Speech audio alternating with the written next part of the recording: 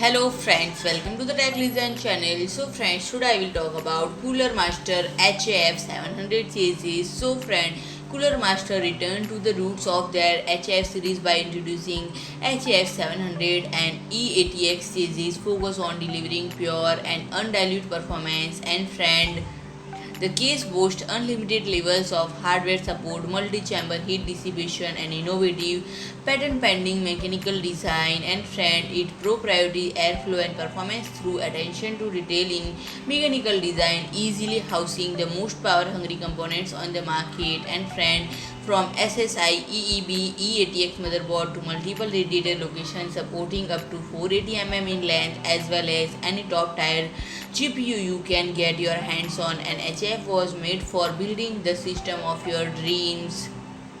And friend, it features full match front panel, fine-tuned to minimize resonance and reduce noise levels, and the two 200mm and three 120mm Sickleflow ARGB PWM fans included in the case have been pre-installed in the layout, traditionally tested and configurable for optimized airflow so user can enjoy top-notch cooling and max out performance.